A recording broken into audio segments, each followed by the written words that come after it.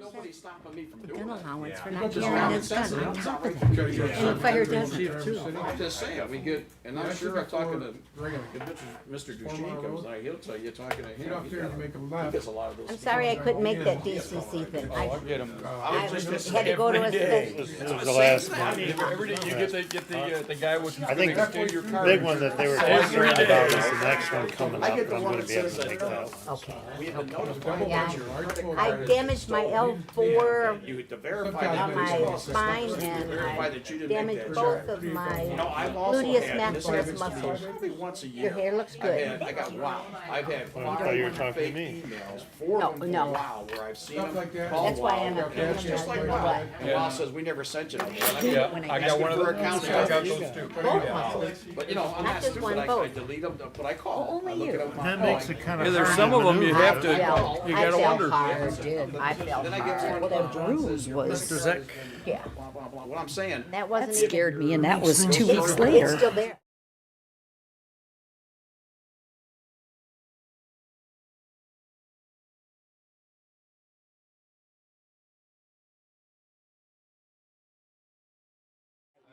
They canceled the meet. They were afraid of us.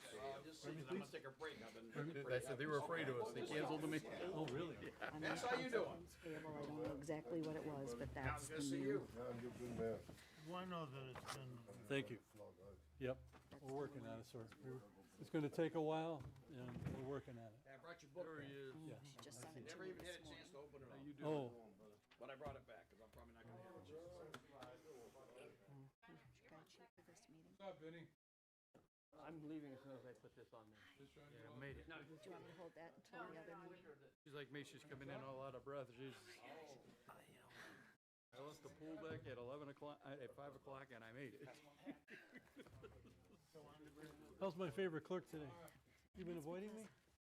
I've been in the office all day. I'm just kidding. Except when I went to the back room Oh, for no, you something. don't have to explain to me. Oh, it's still my work clothes and That's right. chlorine, so. Well, that might be a problem. I was here.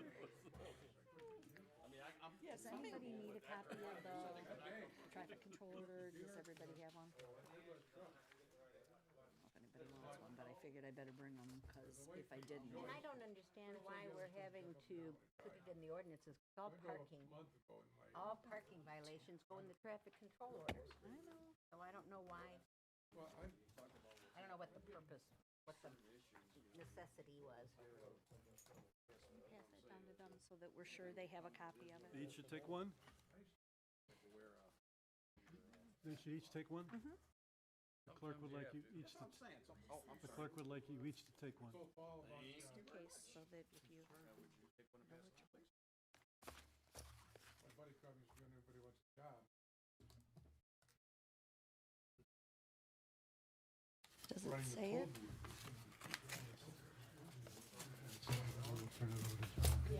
Oh, Paul, Just have 2 sentences to say. called me, they come down for an interview. Okay. Like I told you, I might screw up your health. Nice.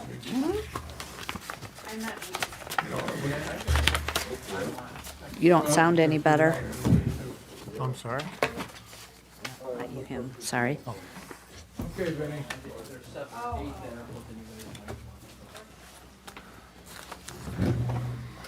Does the mayor need this tonight?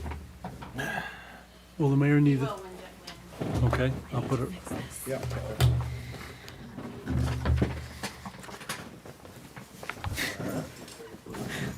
That's better. That's better.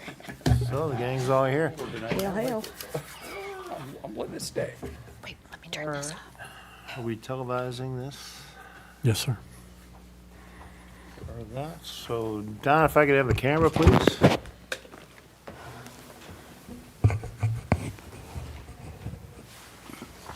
Ah, there it is.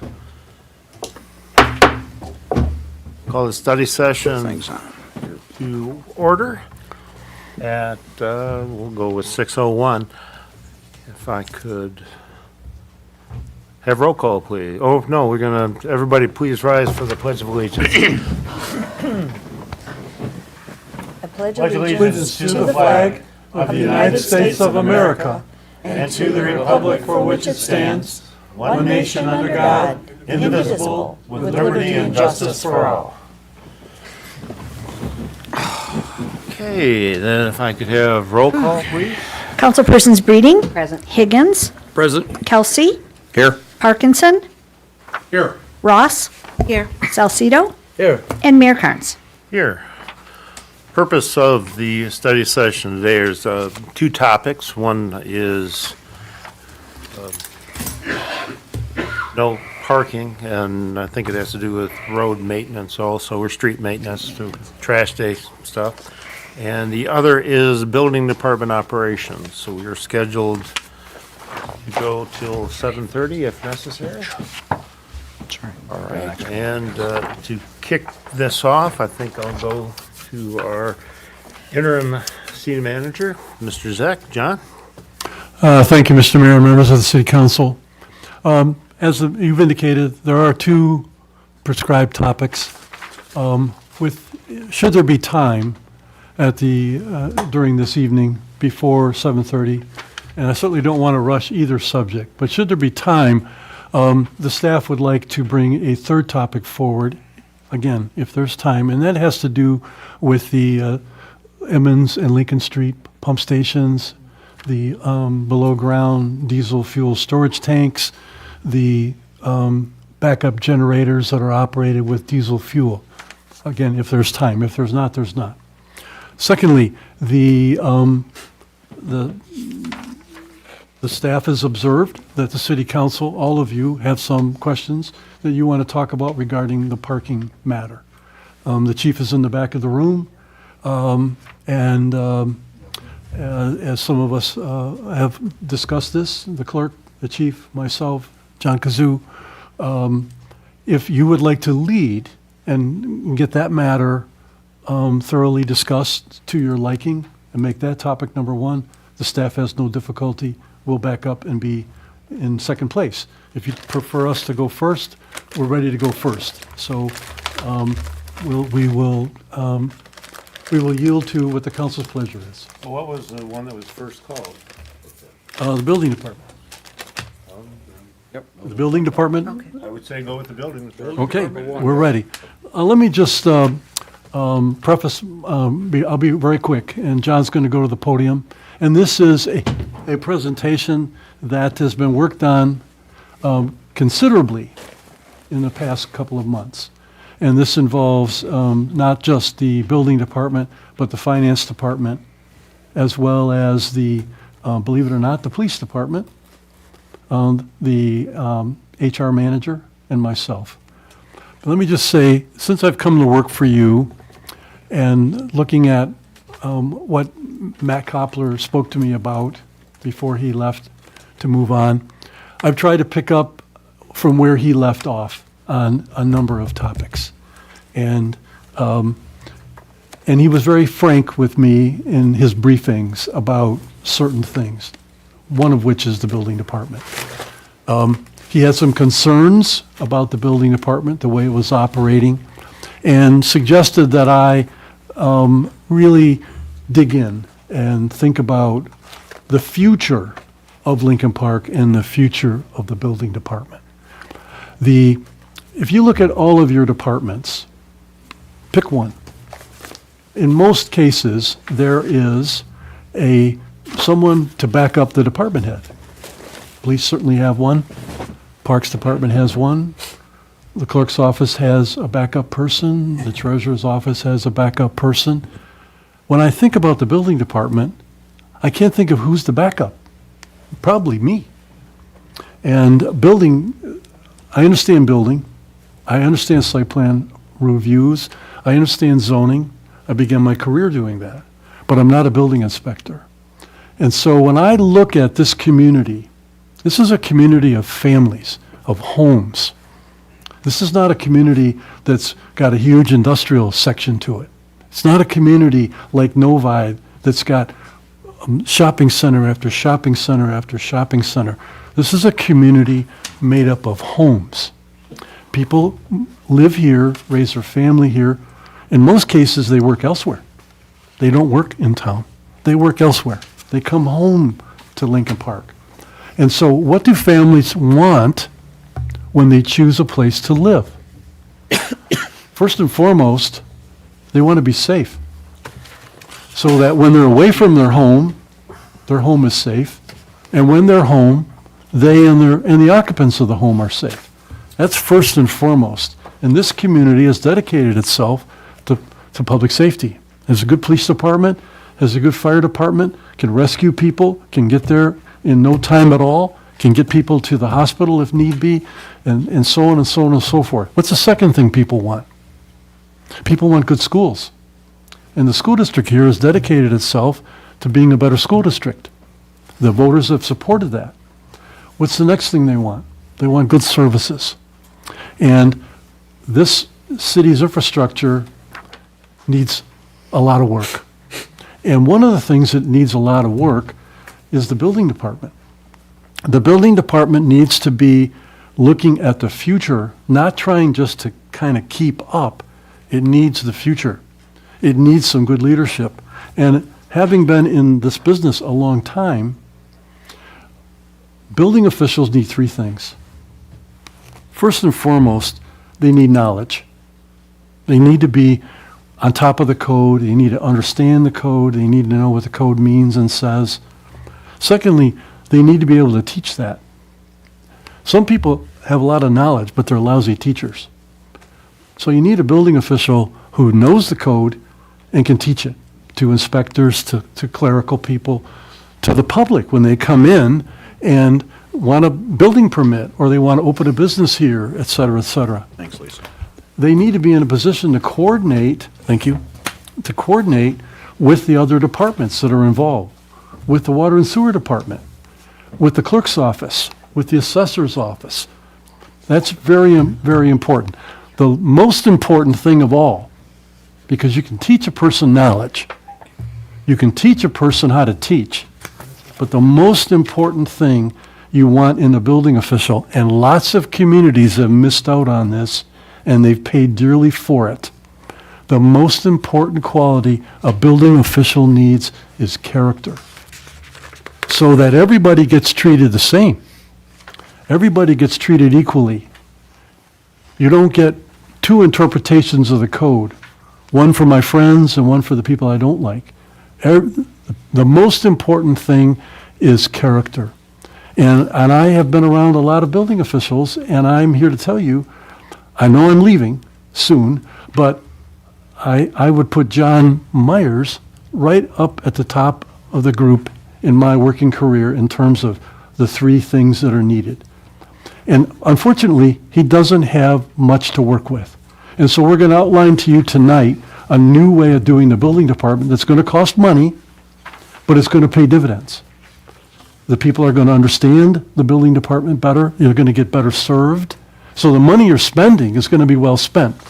I'm not suggesting the money you've spent so far has been wasted. Not going there, but it could be better spent. And so I'm going to stop speaking now and let John begin explaining to you how we intend to ask your approval regarding redoing the building department. And again, this is a study session. We're not asking you to make any decisions tonight. We're just asking to make sure that you understand what we're proposing, and hopefully you feel we're on the right track. So that as we go forward, you'll be able to help us make this a reality and bring it all back inside like it used to be, where there's much, much better control. Okay, John, here you go. Mr. Zach, thanks for the compliments. Mayor and Council, thanks for giving us a few minutes of your time to banter with us, your ideas, your thoughts, your concerns in regards to where we're going, what we've been doing. In regards to this building official supporting and trying to get to understand and support the rest of the department heads, I'd recommend you, if you want to know for clarity, you should ask them personally if you think we have done that to support them and vice versa. I can tell you from my side, I have felt very supported as a building official from the other departments that I've needed learning, I needed education, I needed direction, everything from assessing to clerks to finances, all the way to DPS, to fire, to police. I've never been stranded without support, guidelines, and help. And I hope in the return, including the courthouse and the court cases and the lawyers, I hope in return I've done everything they've asked of me that I could do to make their jobs more successful coming out of the building department. But tonight we're really here just to give you a review again. I don't want to tell you where we have been, other than in the principal over the last 6.5 or so years with third party. The thing we need to know is we standardize, we get through, we neutralize everything. Everybody is a little bit of cross-train, all the way to cross-train, and they operate in cross-train. What we want to present to you tonight is what I think is a mirror image of some of the things that this city did many years ago when they ran their own building department.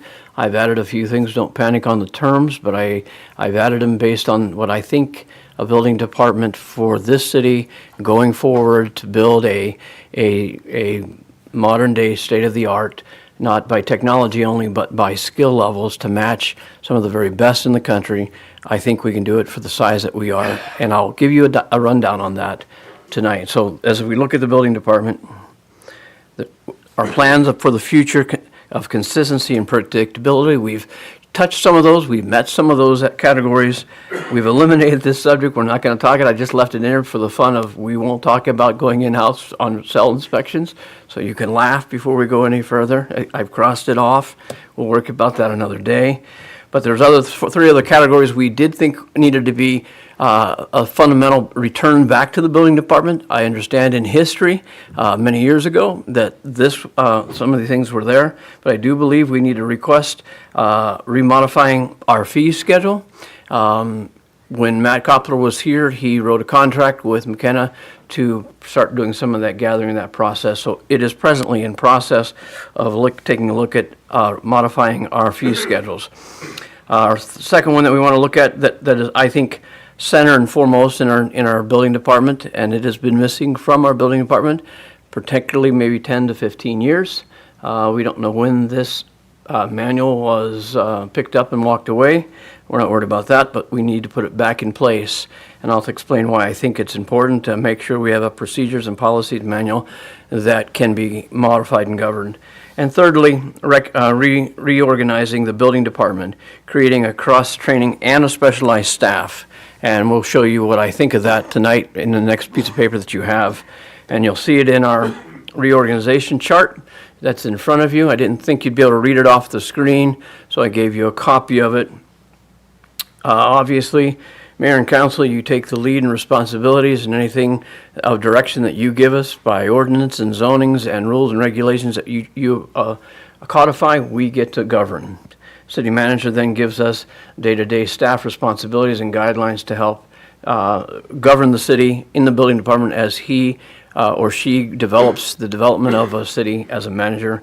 We have a council liaison that speaks in between council and management to us directly, and that's for me. The building official then is the head not only for the city, but the head for the state, representing the city in all life and health safety of both building and people in the buildings for the city of Lincoln Park.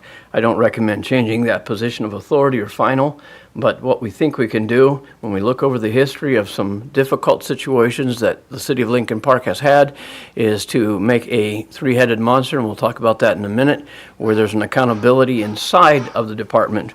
And then you can see each side is going to have identified inspectors doing certain regions of the city. You'll see part-time inspectors, and you'll see the brown in the middle. These are things that both the administration and the inspectors need to be responsible for, depending on which part they come in. Example, plan reviews need to be processed by an administration department, but they need to be reviewed by a licensed plan reviewer as one of our inspectors or multiple of those. Same with the other categories of subjects. Some things have to be done by licensed persons, and some then have to be done by our administration. And so you can see the key, you can see the chart. This is what I think we can build, where we share the responsibilities and we set the guidelines. And I'll explain why this chart comes unfolded in just a minute if I can open the page. Here we go. The first one, again, we talked about at the beginning, is the accountability to you as mayor and city council, and that is that we need to define and write a policy manual so that, since I've been here, I've heard many times a question says, this is supposed to say this, but it says the word hold. And what's the difference between hold and suspension? And I didn't see this when I looked online for this piece of information. And what happens is when multiple people over the last 10 or 12 years go into BSNA and operate it without a procedures manual, they adjust to whatever they think is the best procedure at the moment based on their personality. And that really should be gone away with. There should be one standard, and it shouldn't change unless it's approved by the building official to make those changes. But since everybody has a multiple change of people that come in and they'd like to see it changed different, sometimes the person sitting at the desk writes their own view and then they just process it. That has to end, but if there's a procedures manual, you have an accountability to how we're operating in the building department, and when it seems to be different than what you read in this manual, you'll be able to accountability the building official and go, hey, Mr. Building Official, why isn't this being done as we've written as a policy? Did you change it, and you did not process a change available to the council? So the key that has been missing for this stabilization, in my opinion, in the building department is this manual that really gives very fine details of how things are processed, how things are papered, how things are databased, how things are handled, what are our guidelines for personnel that come in looking for a garage or looking for a swimming pool, looking for a fence, and how each person says the same thing, no matter which person is answering the counter. So cross-training is necessary, but at the same time, we think there has to be consistency. If there is no procedure manual that you get to govern us with and keep us accountable to, then I, as the building official, could lose my mind someday and let everybody go run wild, and we make up all kind of rules and regulations, and we get a lot of people in trouble, and including myself. So I think we have to address that as a piece. Again, the modification of our fee schedules. Just to give you an example, history of 2014, I believe it was, might have been a little bit earlier than that. I think it was September 5. We wrote with the person in charge of the city, wrote fee schedules. To give you an example, in our trades, all our trades are basically the same. You have a application fee or administration fee, and then you have one set fee for everything across the board. So in theory, let me give you an example. If you have a house that you need to be inspected, we go in and inspect it, we see that you need a GFCI outlet, one of those with those little buttons on it, in your laundry room in the basement, and that means you have to run a wire by code now from that box, new box, to your panel box and put a new breaker because that's code. That'll cost you the same price if we were going to build a new business on Dix Highway to sell Mexican food, because the fee would be set at the same electrical price. We need to balance that scale based on what is installed in some of these other facilities. So when I see modified, I don't see make necessarily more money. I just see make the money in the right place and where it properly deserves to be given to someone who only needs one wire put in their house. That fee maybe doesn't need to be the same price as maybe all the electrical issues. So example, Taco Bell's electrical fee might have been set based on here's the set fee and how many more inspections are we going to do. And so we'll add money to it based on how many inspections we do. But it's not being inspected based on what the fee is for all of the electrical pieces you put into your new building. So we need to figure out how to modify that compared to what we've done since it started, I believe, in September 5, 2014. So when I talk about modifying fee schedules, that's the category. Second part of the plan is to make a checks and balances. This is when you see that chart in front of you, and it may scare some of you seeing there's a deputy and you see there's an administrative authority person on the top of it.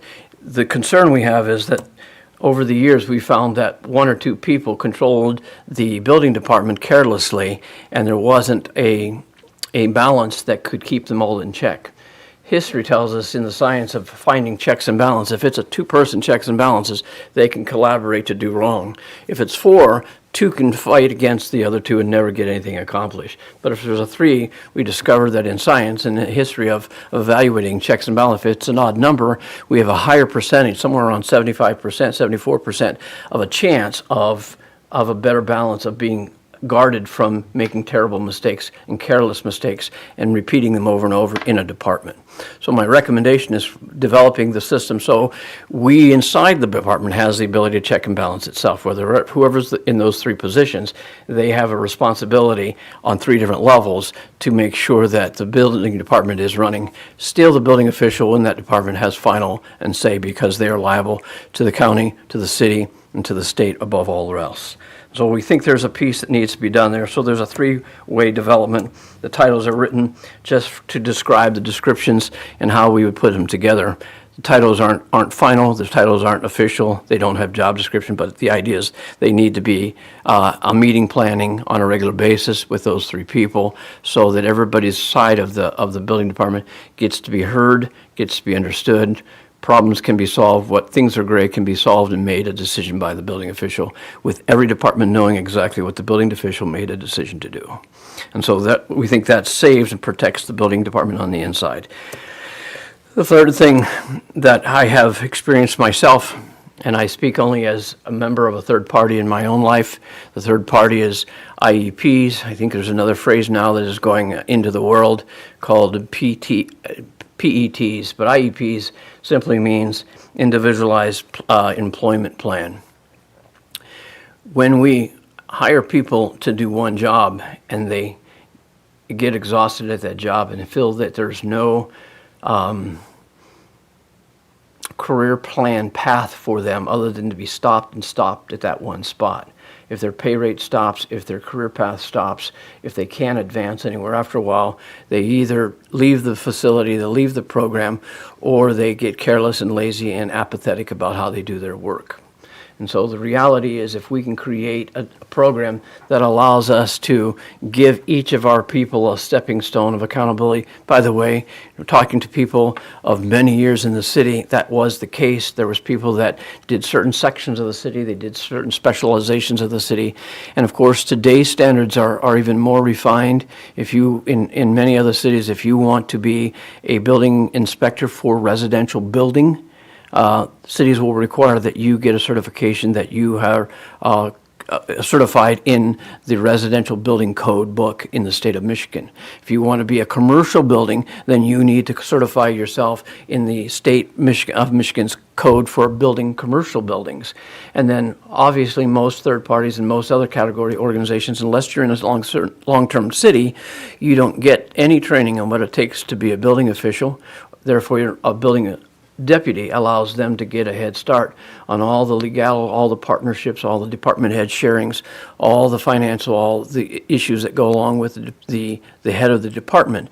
They could learn so that someday when old men die and pass away and they need another building department, instead of finding one on the street, you can transfer from someone who's been trained in-house with the same skills, knowledge, and benefits under your tutorship of an accountability department head and the supervision of the city council under a procedures manual.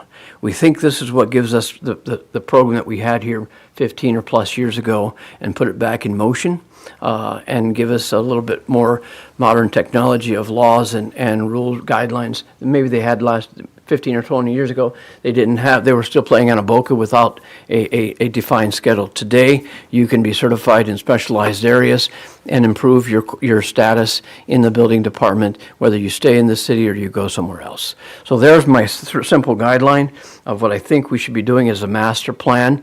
And moving the city to a long-term, healthy, well-developed team. If that team has those structures, I believe you won't have to try to coerce someone to stay past 2.5 years or 3 years or 4 years.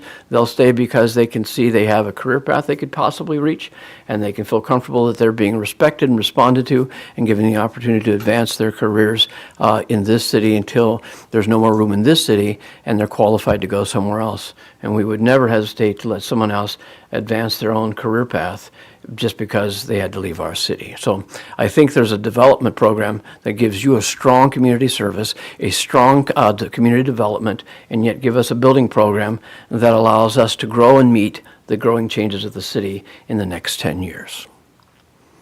Any questions? Yeah, through the chair. Yes, sir, go ahead. Was that procedure manual supposed to be here in September, October? The contract was written and processed. I believe it was It was handed to Matt 2 weeks prior to being here, before he left. It was distributed by McKenna's corporate office to Matt for my review 2 weeks before he left. Was it not supposed to be here in September, though? It was. So McKenna dragging their feet and not doing it properly? I'm just saying, Okay, it- thank you. I got a, sorry through the chair if I might. Might be a little bit of history, but, you know, I've sat up here and I was here when the building department left, and I was here when Safe Built came in, and I was here when McKenna come in. And the council tried to learn from all the mistakes that were made before, okay? And here again, I hear today, we're talking about going in, which is fine, and correcting a lot more of the miscommunications. I'm a little jaded sometimes because I hear people, and this is not directed towards you, but you have to understand, I sat in when McKenna came, and I think the mayor did too, and the city manager, and we try to explain to McKenna all the pitfalls that was gonna happen when they come in from Safe Built. And the reason I say that is the council tried to hedge its bets to make sure that we didn't do the same thing we did before, and that we kinda tried to improve it, and then we hired you from the outside to be the inside, to be our overseer to watch. And with all due respect, that didn't seem to kind of work out too good either. And yet I assumed that we had more control over the organization with you being in there, and you and me have had dialogue over the time, and I find out that that didn't quite work out based upon a lot of variables.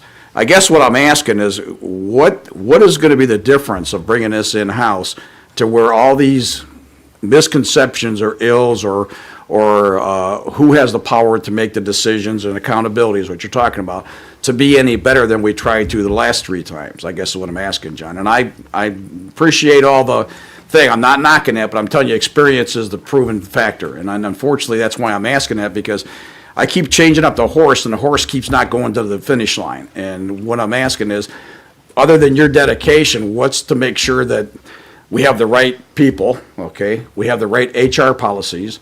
We have the right salaries and all that stuff to make sure this thing is going to get, you know, in the right, if you want to call it, plan that continues on without, when we change city managers, that the city manager is still going to, you know, go with the council's plan to make sure that we go. Because a lot of the information, and I'm going on with it, but a lot of information never got to the council from the city manager and you, with all due respect.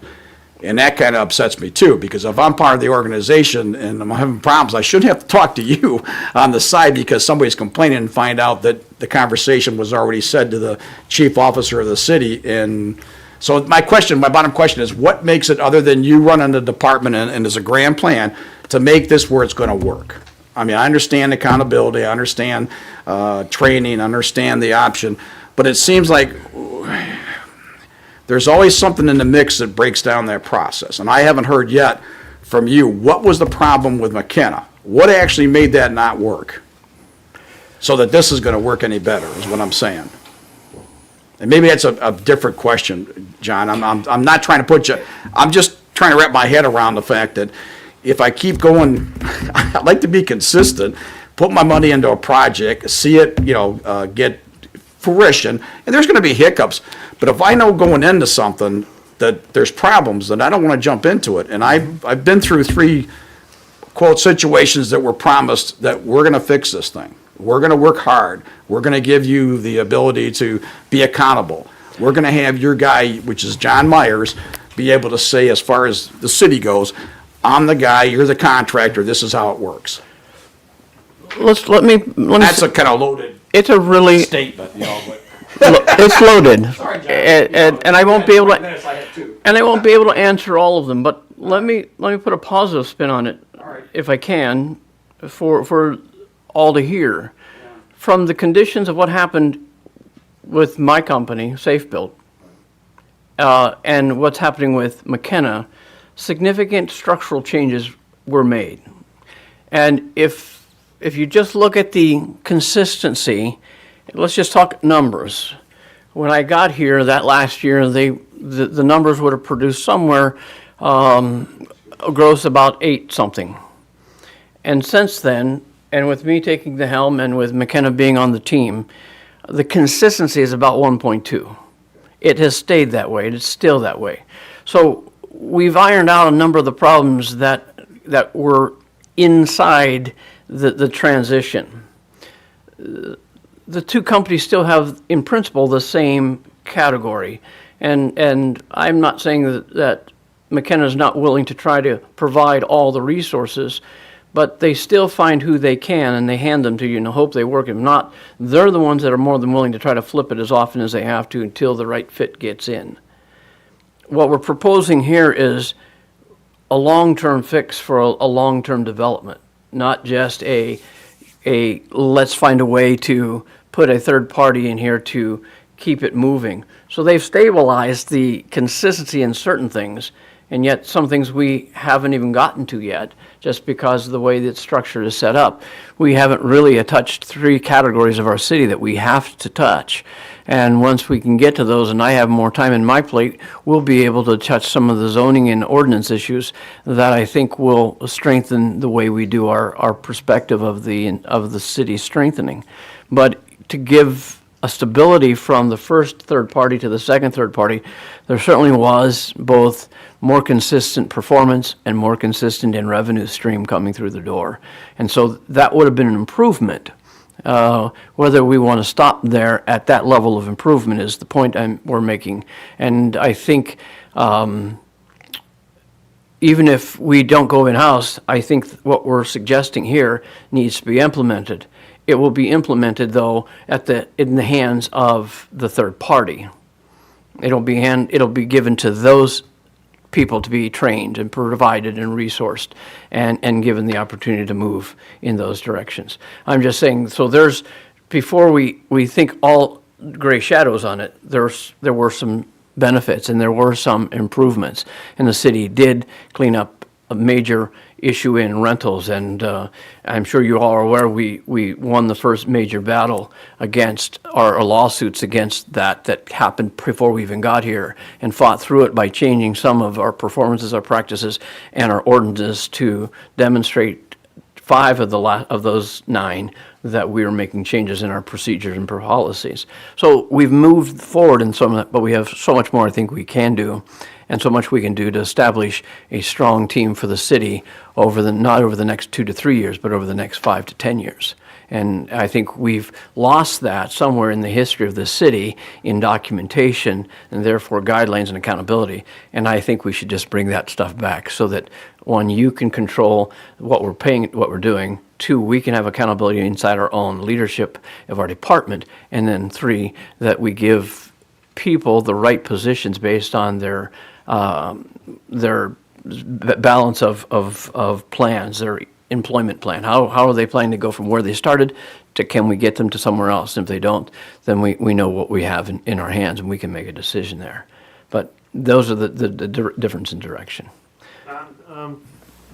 You're looking at the overall cost difference between the way that we're operating things now and what you propose. What difference is that? I know that you gave a graph, but basically. I will send the expert to the table for that as we've bantered it out. Okay, well, don't go far, but as far as the equipment that are currently being used in your offices, other than what yours with the McKenna people, are they the owners of the computer systems and the Out of desks everything in and our such? system now, we're down to, they only own 1 laptop, 1 tablet. We own everything else. Okay, And as we made that decision, that was what we wanted to do between Matt and myself, is not to give a split share of anything to a third party to keep us going. We figured we had the revenue, we wanted to buy it. It only happened one time when we were looking for a replacement. We couldn't find it quick enough to put it on the field. They picked up 1, they put it on the field. So they have 1 tablet that is theirs, and everything else belongs to the city. okay, very good. And Lisa, when you go into that, have you figured in the amount that the McKenna got a certain percentage of the permits and things that were filed, the amount of the return? So I'd be interested in what you anticipate the return to be. So I'm looking at the total overall cost difference, Yeah, either so- plus or minus. So the way that worked in the budget is the revenue projections that were in there are based on the actual revenue coming in. And then McKenna was paid, the same as Safe Built was paid, a percentage of those fees. So that was all part of the contractual services.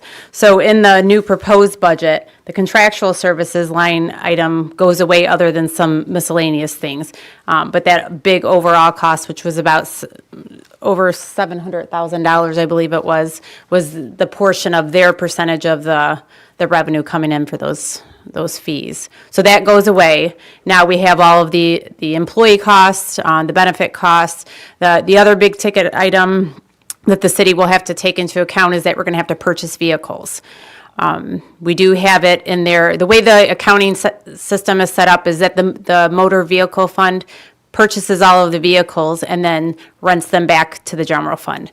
So, and I say rent, it's really just a chargeback for those services. So the second page that you'll see in the packet, which has building department vehicles listed there, those are based on the state of Michigan vehicle rental rates. So that's what they recommend based on the type of vehicle that the cities charge back to for those types. So we have the one full-time in there, and then the other two in there are based on the trade inspectors, as well as based on talking to John, the amount of time that the vehicles would be purchased. That could fluctuate some. It may end up having to be a little bit higher, but $32,000 of the proposed budget is accounted for those vehicle charges. So overall, the new proposed budget is $938,000 in expenses. That includes all of the employee costs, and like I said, that McKenna charge goes away, the contractual services.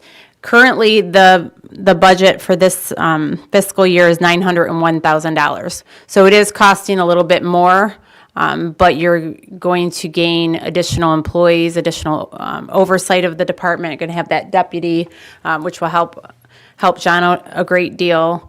The first page in their packet shows the outline of all of the proposed employees for the department. So we have the chief building official, a permit tech lead.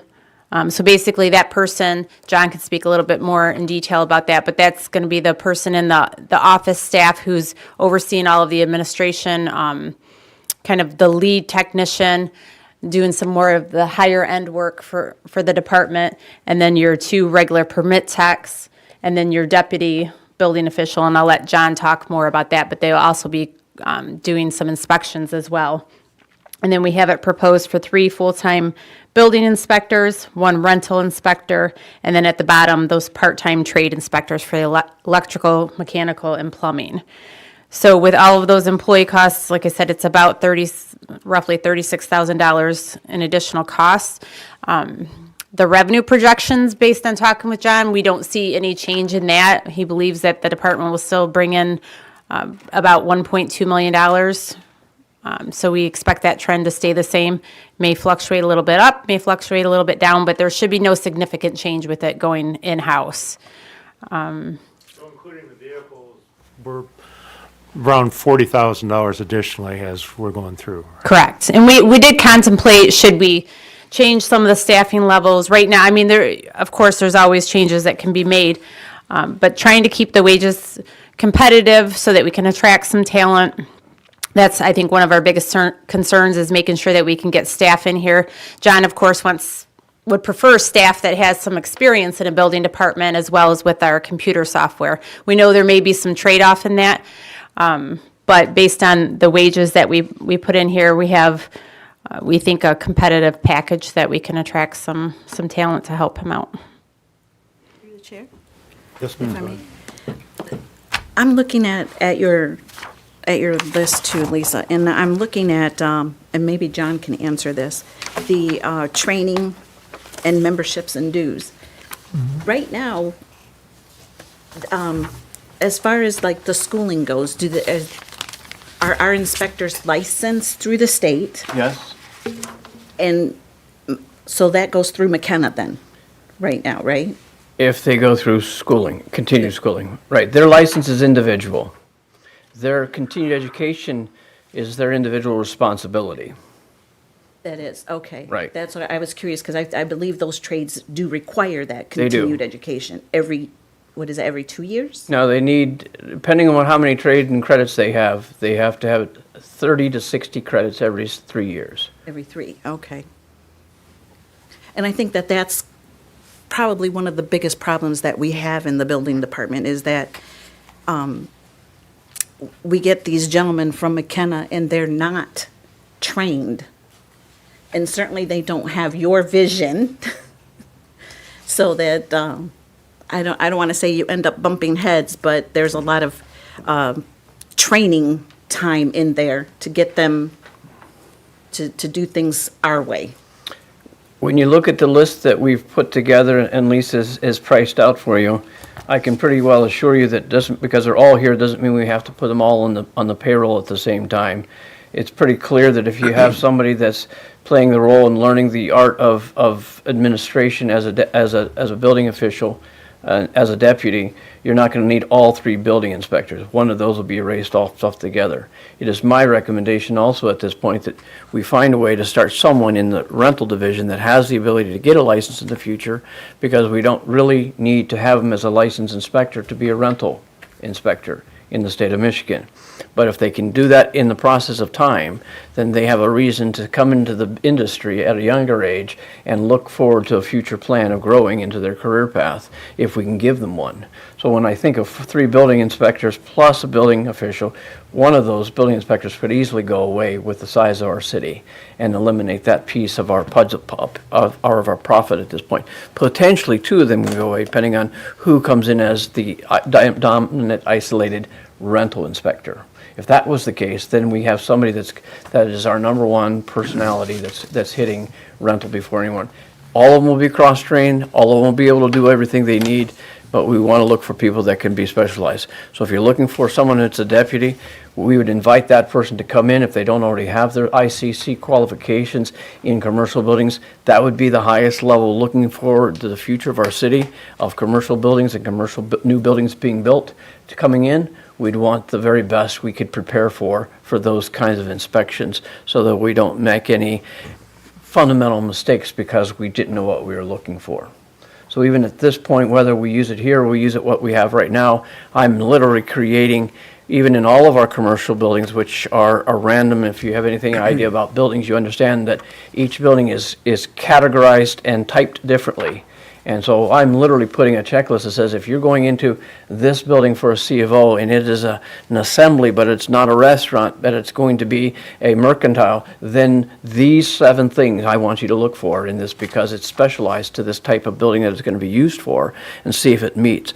And that's part of a training that says, wow, I can provide our team, and then as they see things that need to be added or missed, we can develop that checklist. These aren't code lists. These are things they should be looking for that kind of a plan review if this was a new building for a restaurant that was going to seat 75 people, whatever the answer would be. That kind of checklist is what we could provide and help our team become more efficient. So the full list that's here doesn't need to be, but as we walk through it as a team, we said, let's write the maximums so we know what the high end would be, and we can work our way down and work our way back to what we really need in the future.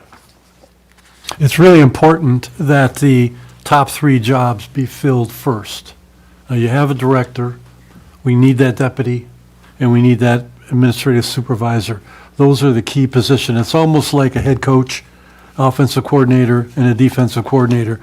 You got to have that trio to run a team. And obviously, we're not talking football here, we're talking about a building department. But that's the sort of the thinking of this. And then also, before we get too far afoot, I mentioned the police department when I was speaking earlier on.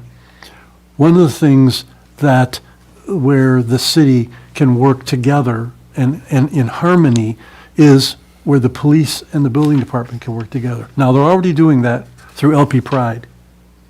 And we've had meetings with the police chief as well as with John. The 3 of us have talked about this.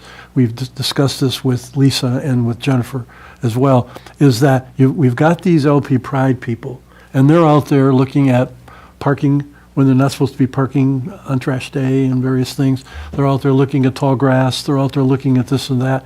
And the chief has indicated that with John's help in terms of deciding at certain times of the year, what are the things where LP Pride and code enforcement people can help with this blight issue. There's just so much blight to be dealt with. not just graffiti, but just with, they're riding down the street and they're riding, tall grass, et cetera. And they come through the neighborhood that they are responsible for, and they see the same blue tarp on that garage, not for a month, but it's been there 6 months. And they know that there's this blight to be dealt with, which harms the value of the houses around it. And the people complain about, when are they ever going to do anything about that? This is where Chief Waters folks can help John can help the chief in terms of dealing with the whole blight thing. And then on top of it, we have in this community a number, well over 100 parcels of land that the city owns and has to cut the grass. Some of those lots are buildable, could be sold for new homes. And that's what we need here, some new housing that will attract people to come to this town.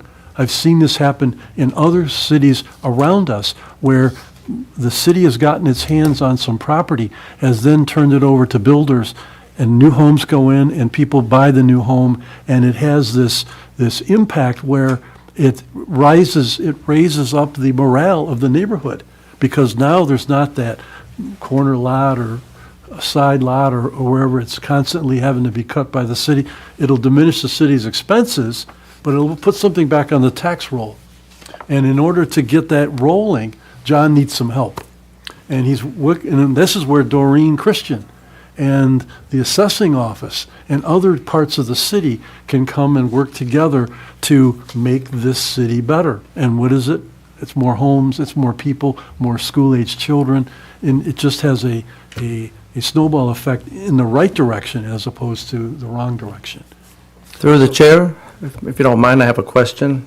Sure, good. And it's a perfect segue. First off, Mr. Myers, I'd like to thank you on behalf of the neighborhood in the 600 block of Mayflower. The house was finally taken down last week.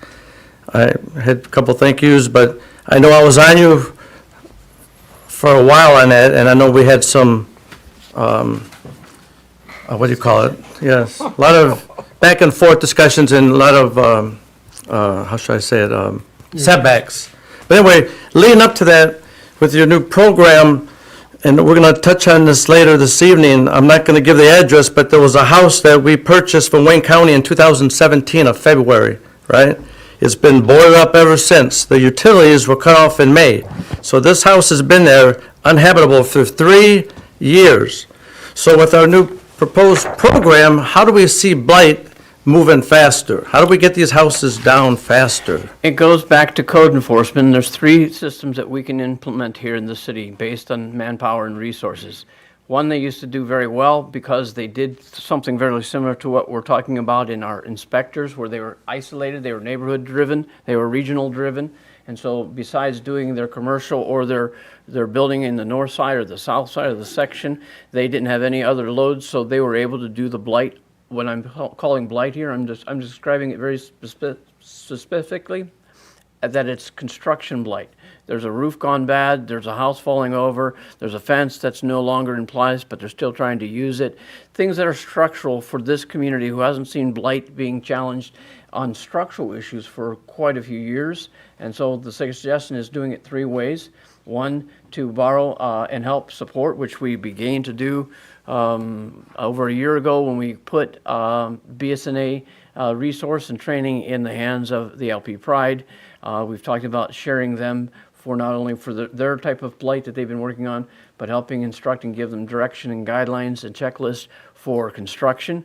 Whether we bring them back in-house for one person to be just a code enforcer for building blight that would be able to just target our neighborhoods. We already designed with our planning commission, our planning planner, and the 5-year master plan, a 11 neighborhood sector. Or again, go back to what used to happen in the city, where the inspector was regionally responsible, and then he only took care of his inspections for that day, and then he took care of any blight that was in that day. But he was isolated to a region, so he wouldn't have to be running all over the entire 5.5 miles.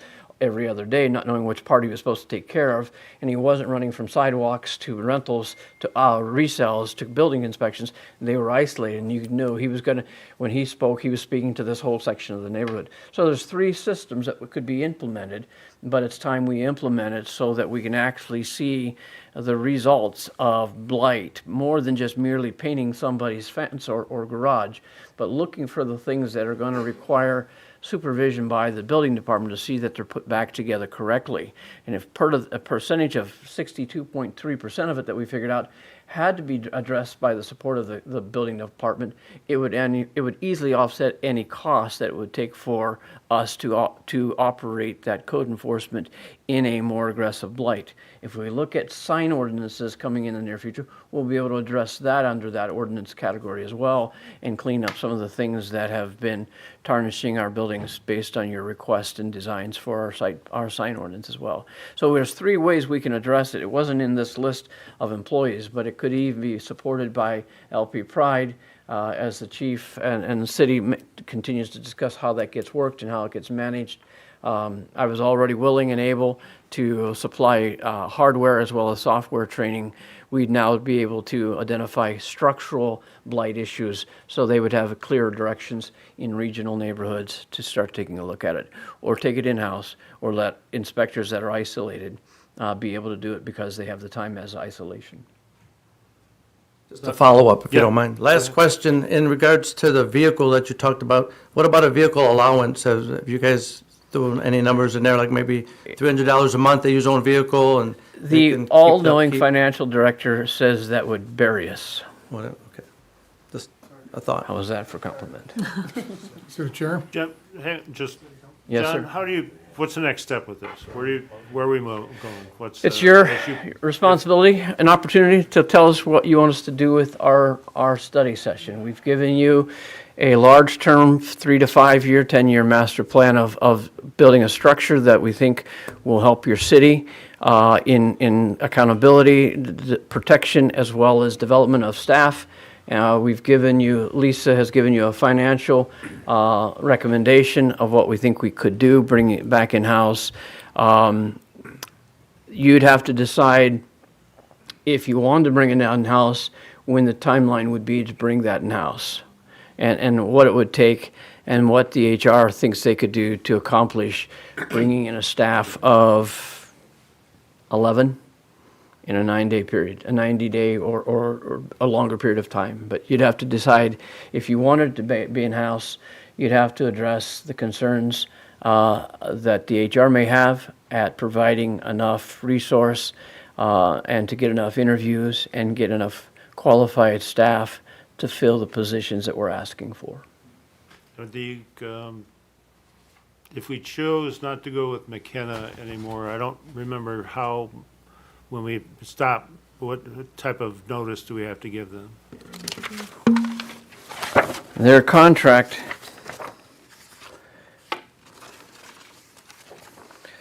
in section 1, paragraph 1, verse sentence 2 says, the agreement shall continue in effect from the date of execution until such time as there is a 90-day notice of termination by either city or consultant. Do you have a recommendation of which way you would like it? That's your job to decide, sir. I wouldn't want to take your job from you. I know you hold it in high regard. Through the chair. Well, hold on, we have, Okay, after he's. Councilman yeah, Parkinson. That's fine. John? So, the consistency and reliability of your department is gonna step up quite a bit with bringing it brought back in-house, correct? Could you repeat yourself, sir? The consistency and reliability of that department is gonna improve quite a bit by bringing it back in-house. Is that not correct? It'll depend on the quality of your building official. Yes, the answer is, Back in-house, we have control over the building officials. correct? right, you have the ability, you have the union concerns, so obviously you run it under unions. So whatever the protocol for mishaps that are handled through the union would have to be the protocol for handling behavior that we don't prefer to see in the city. The goal is to train them from the very beginning of what we want.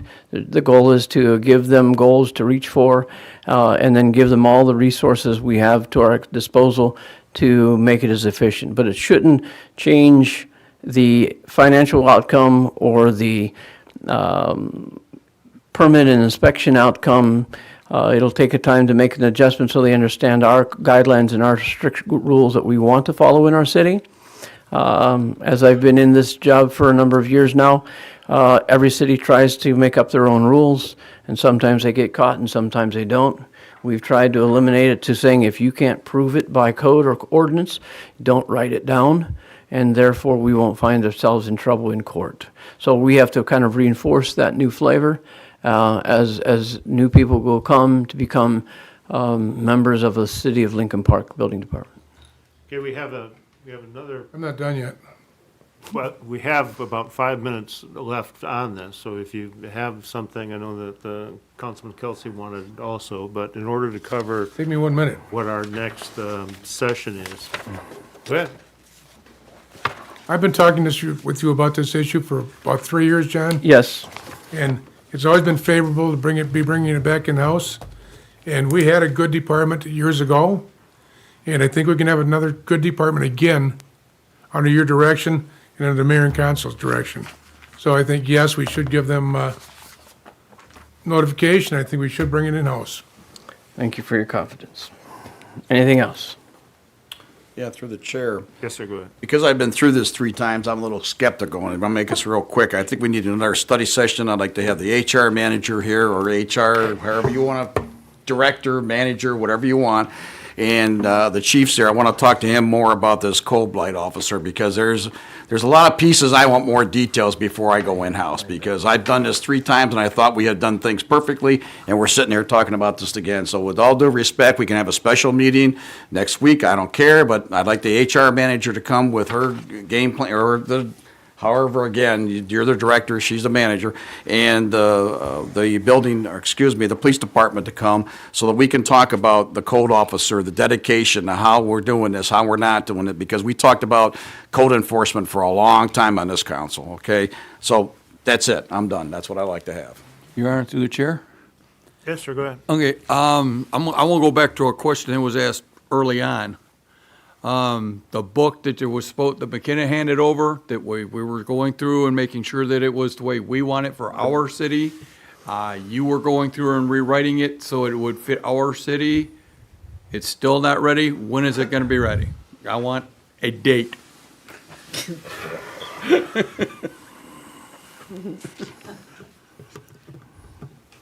What date would you like, sir? Tomorrow. Oh, If you're asking the question, it's not ready. okay. If you're asking the question, is it close? It is not close enough for me to pay the contract. Okay. So I have tried my best, and I faithfully left it in the responsible hands of McKenna to do it. I've given McKenna's leadership a guideline of how they could service it in our need. I do know at the end of January, I was told by their regional director, who is now Bruce Eck, that Mr. Jackson was wanting to see it completed by the end of February. The reason I bring this up is we've had this conversation before. Yes, and sir. it keeps getting put back further, and you answered my question. Thank you. But I want to know, what the hiccup is, and where do we put our foot down and say enough is enough, and let's get it taken care of. And the second thing is, I would like to say that I agree with Tom, we need to bring this in-house. However, I also agree with Larry, let's go slow, let's do it right, let's have another meeting. Exactly. Thank you. Your Honor, if I may? Yes, go ahead. The comment that I would like to make is, sooner rather than later, I'd like to see a deputy in that building department too.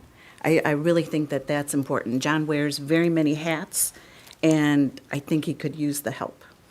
We agree. And we're ready to have more meetings to answer all of your questions. This is not, well, kind of like, one and done, take it or leave it. We're here to make sure that the policymakers have all the questions answered they need answered so that they can make an intelligent decision. Because if you want to do this, and we hope you do, we'll be bringing the budget to you in the budget process. And if I may, through the chair, I agree We'll get, that we need more time to go back over this, and I believe that even the salaries and everything else, it's something that needs to be thoroughly discussed by this body before it is implemented. And these are proposed salaries. Yes. They can be, there's nothing chipped in stone here. Right. We're just trying to give you, I'd rather have the numbers get peeled back as opposed to where maybe we lowballed. And then you say, well, you can't find anybody for that kind of money. And so we've been real careful about that. There's been extensive discussions about which unions these folks would fit in so that it would merge into the system without creating an explosion. Very good. Thank you, John.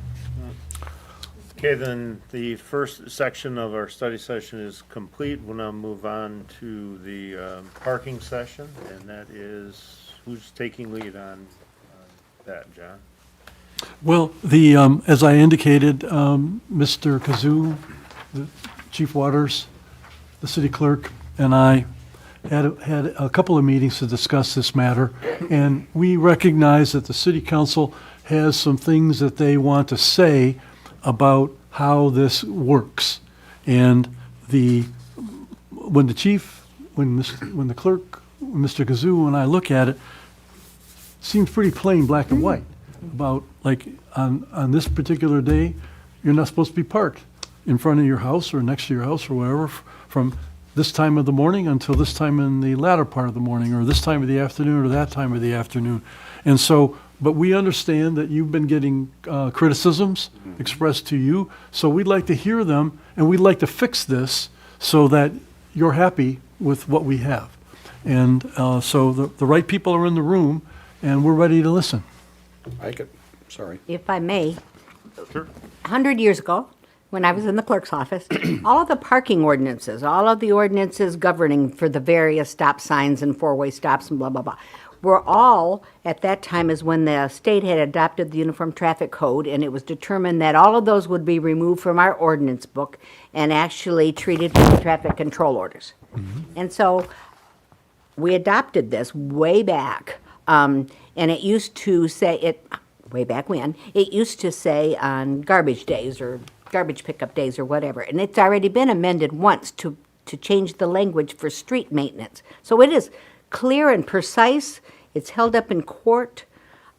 It's there as long as the signs are posted, then you cannot park there, and I don't understand why we would turn around and adopt it as an ordinance again, or put it into the signs or whatever, when it is already completely covered by this traffic control order. Through the chair. But it was, traffic control order then became part of ordinances, right? Is it through No, that we process?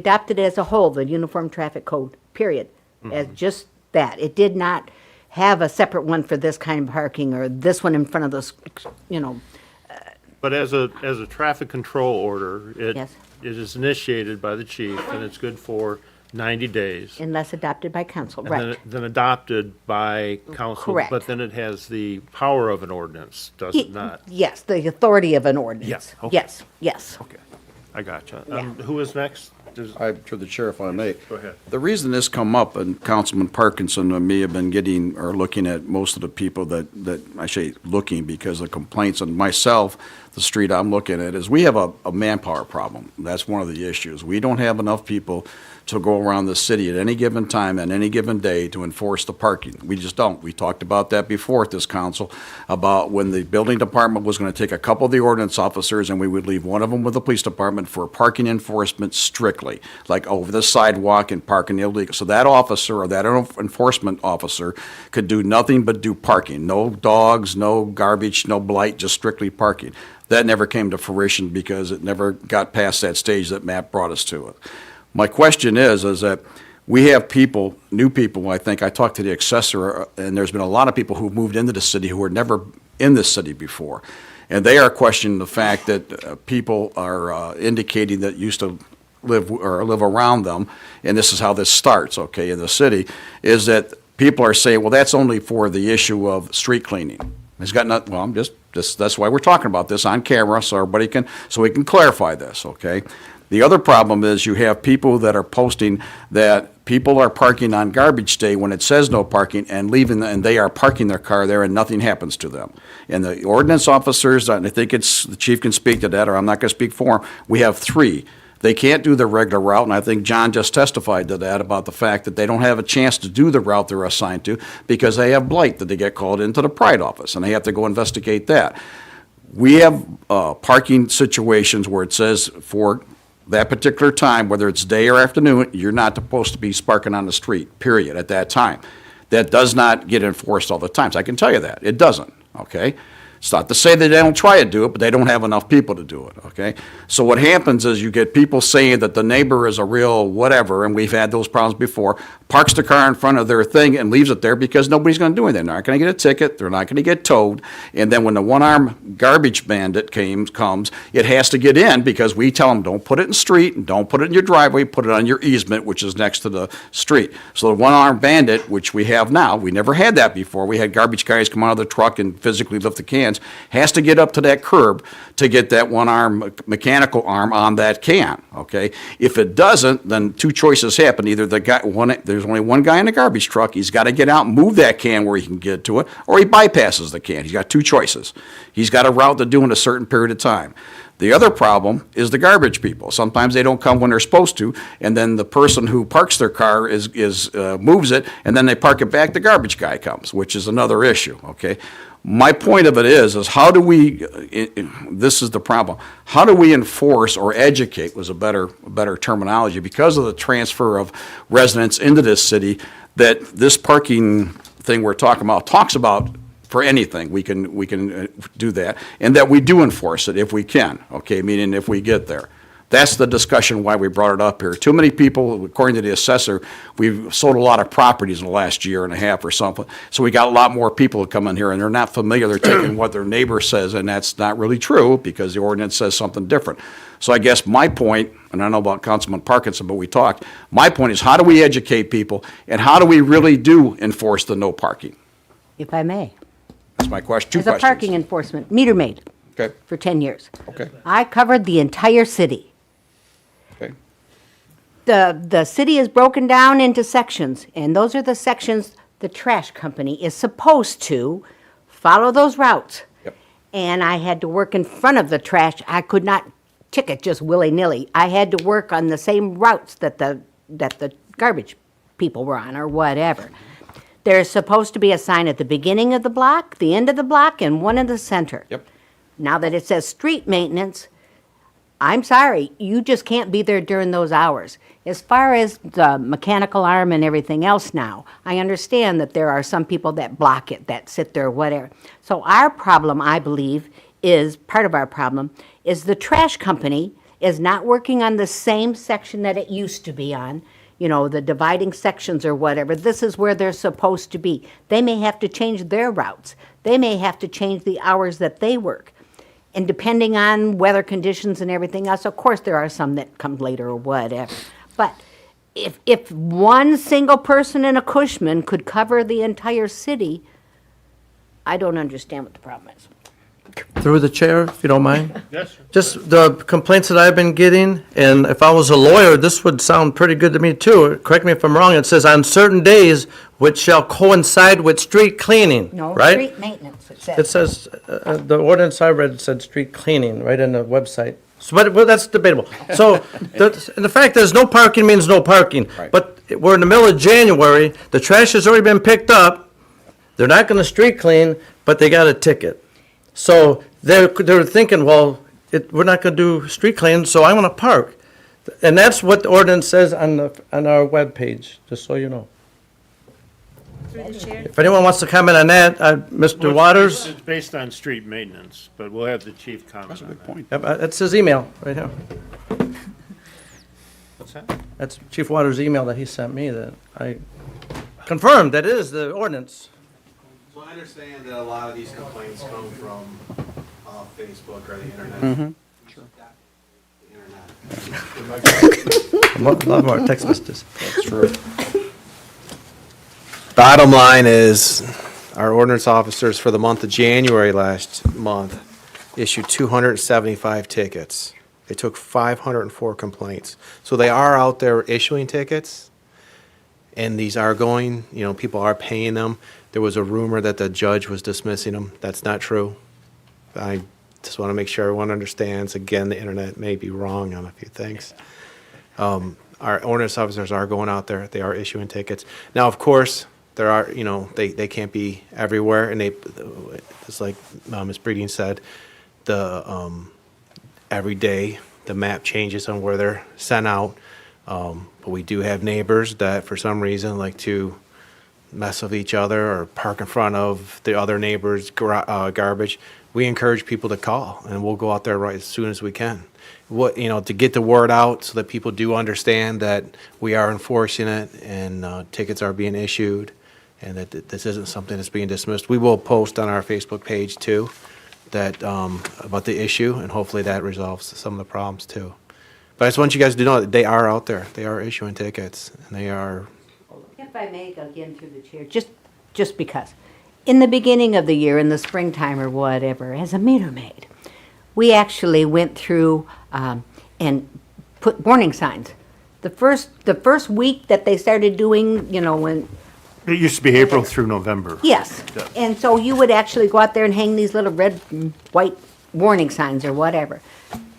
You got one break. You got 1 week to tell you, hey, look at the signs or whatever. And I don't know, now that it's year-round, I don't know if that's even feasible. I don't know where you'd begin or where you'd end or whatever. But again, I just, and they should not be getting a ticket once that, anyways. So other the than signs these signs- itself, I know there's an issue with what the ordinance says and what the sign says. So the sign itself is a traffic control device. It specifically says when they can and cannot park. That alone Right. is enough for the officers to issue the ticket. Right. Could you, speaking of Facebook, could you put the factual information?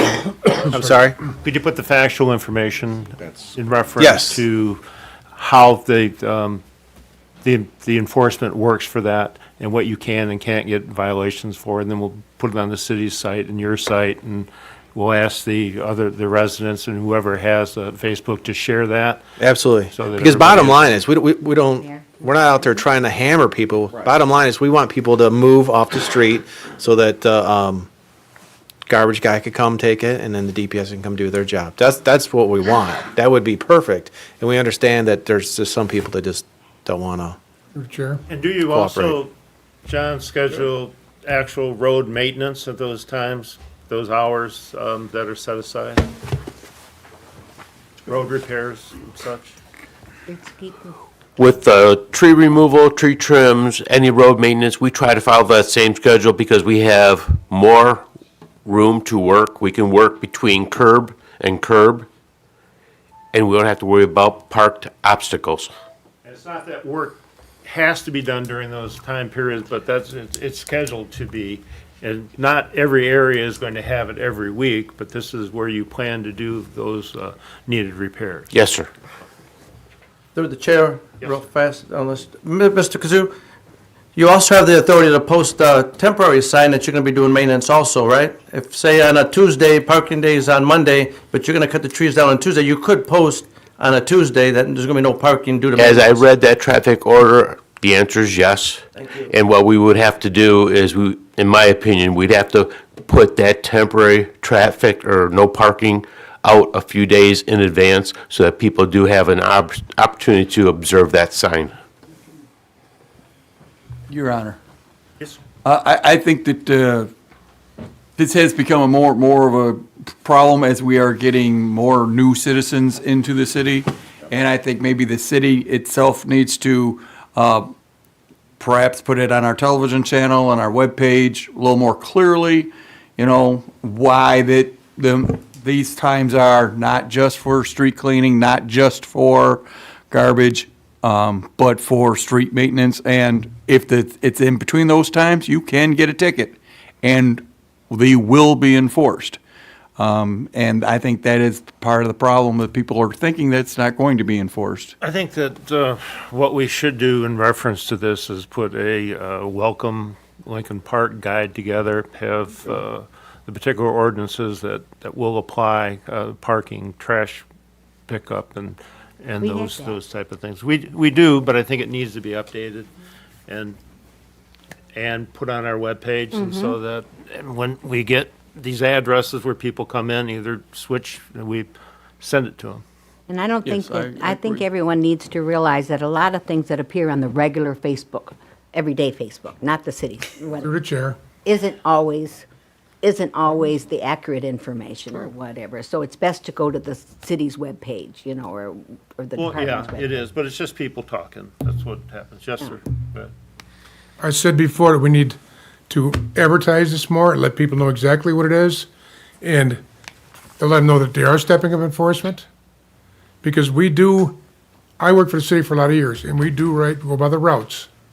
If you go to cut a tree, or you need to go patch a road or something like that, if there's a car there cutting a tree stump, if people are parked there, you gotta get it moved. So it needs to be more publicized, and also that it has to be brought forth that they got a step-up enforcement policy. So if you park there, you're liable to get a ticket, because they've gone for so many years where, well, in the wintertime, well, it's not snowing, we'll leave it there.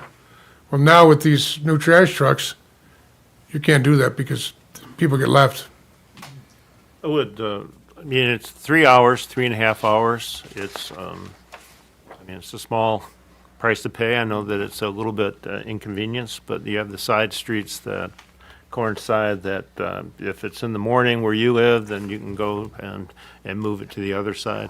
We don't want to make it to where it's a full day event, because then folks would have no place to put their vehicles.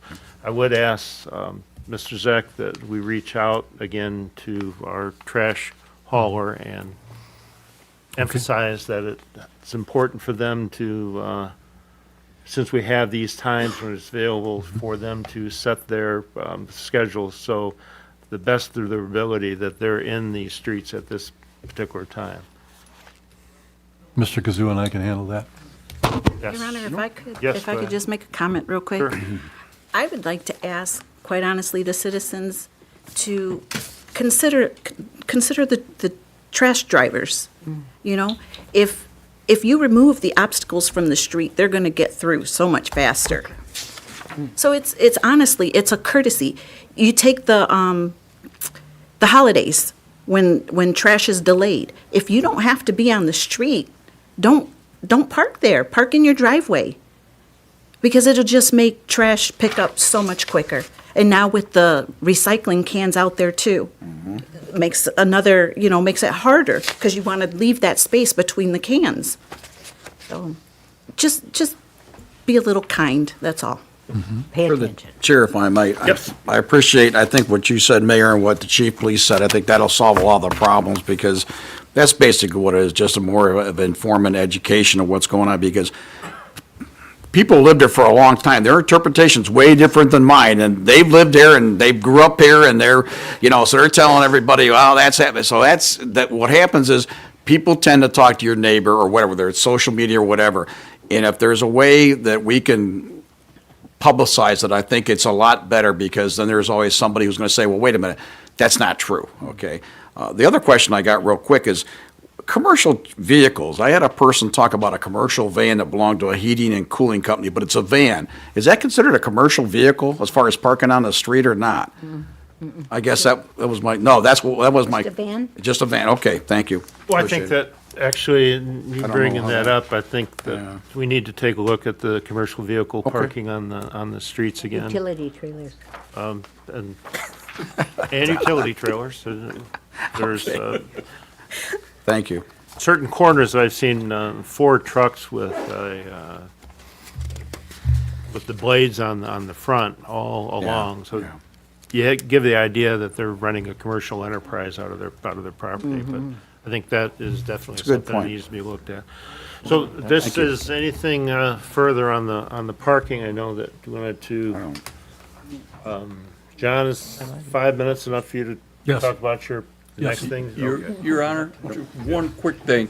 What I was saying about putting it on our Facebook is, I want the phone number for them to be able to call the police immediately, so That's a good point. so that they can come right out to take care of the ticket situation. That's a good point. Rather than not just the information that you shouldn't park there, but the information, if someone is parking in front of your garbage, this is how you deal with it. Call this number. 381-1800 still, right? Yes, sir. Okay. That's a good point. Mr. Zek, go ahead. Thank you, sir. As I mentioned earlier tonight, we have 2 pump stations in the community that have backup generators. Should we lose power at either of those pump stations, Emmons or Lincoln, should we lose power there, the generator kicks in. It keeps that pump going during a wet weather rain event. And we've talked a lot, and there's a gentleman in the room who speaks to me regularly about, please continue to do something about the flooding. And so these 2 pump stations have 6,000 gallon underground diesel fuel tanks. The generators are, if needed, operate on diesel fuel. And so these tanks are 31 years old. They were replaced in 1989. And we've had insurance on these tanks for 30 plus years. Recently, because they've now crossed the border, become 31 years old, our insurance carrier has told us that they will no longer insure them. So we have insurance through April 9th on those 2 underground tanks. Recently, we had them tested for leaks because the MML and the insurance company wanted to know if they leaked or not.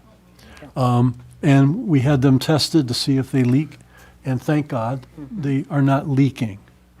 But we're at a situation here where I think it is in the best interest of the city, because we want to change those generators anyways because of their age, is to move up the timetable of changing out those 2 generators to convert them to brand-new natural gas-driven generators so that we don't have to have the worry about underground diesel fuel tanks.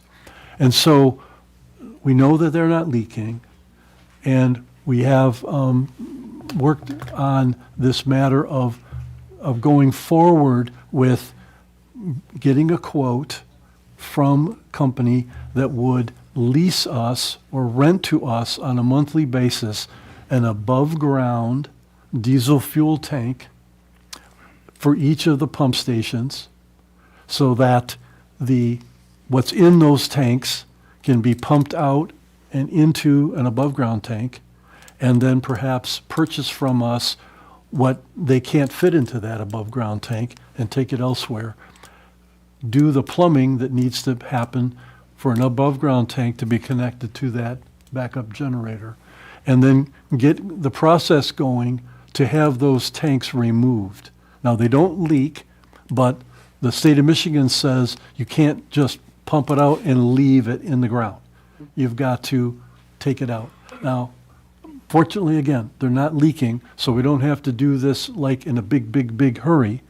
But over time, it would be best if those tanks were removed, and if the DPS department and the Hennessy engineers work together to do the various steps and stages that would get something temporarily set up for a period of time, and then get generators ordered to replace the generators that are there, hire a company to remove the tanks that are in the ground, backfill the area, put the new generators in place. Obviously, this will have to be done simultaneously so that we can never be without those pump stations pumping. But this is the time to to kind of spur that going forward. And it's not an emergency, but again, this is something where the council is the people that have to direct the staff to say, this is what we want to do, and give that order to the manager, to the public services director, to Hennessy engineers, et cetera. And so this is my 5 minutes. I got two quick questions through the chair, if I may. Yeah. Okay. Go ahead. So this plumbing that would be done, the retrofitting, getting ready, it would be the same thing that we would have to use when we have permanent generator, when we purchase new generators. We're not duplicating work, or we're not, whatever work that this temporary measure would be done. Right. Well, the temporary measure would be for diesel, and we're talking of transferring to natural gas. Okay, so it is different. So we'd have to work with the gas company relative to, once you got these new generators ready to replace the old generators, there'd have to be natural gas piped to them. Okay. And so that they would operate if we had a wet weather event and we lost power. Okay, that's fine. I just was curious if Yeah, this temporary Band-Aid monies would go towards this new thing, but it would not. It's Correct. two separate entities. correct. Once, Chair. once we no longer needed the above-ground tank, that plumbing would be removed because now we have a new generator and we have them fed by natural gas. Okay. Through the chair. They replaced a lot of those diesel generators with natural gas on the lift stations. I know I had a problem with the fuel when I was in a motor pool. We had to have it re-refined because it was not being used and it was aged. It was growing fungal and everything else in there. And to step in the right direction, yeah, get rid of those old dinosaurs and new technology, get them done correctly. Through the chair, could you at least give us an idea what it's gonna cost and a little, like an email or something to tell us what the cost factor is? And if it's in the budget, or we gotta have this pulled forward, or how I'm not arguing the issue. I'm arguing where we paying for it, how we gonna move it around, and how much is it gonna cost? As soon as we can When you get that get there. information for you, we will forward it to you, whether I'm here or not. It'll get forwarded to you, because you obviously, as the people that control the funding of the city, you have to be Right. advised of what it costs and give the green light to it. And you. but we want to get started if you want us to start. And I think I read the city council wants us to start, and we'll I don't have if and we'll do if that. you're looking for something, I'm a yay, if that's what you're looking for. Well, We can, Or however you wanna do I it. want to take at least 3 minutes in between. We can continue this during your Comments, your sure. comments, but I think as a whole, everyone would like you to continue oh, with that. So I let's, didn't put my order in, did you? thank there you. being no further business for the study session, we'll adjourn that at, looks like 7:28 or so. We'll reconvene I shortly. didn't see the order guy. Who was I gotta see for that?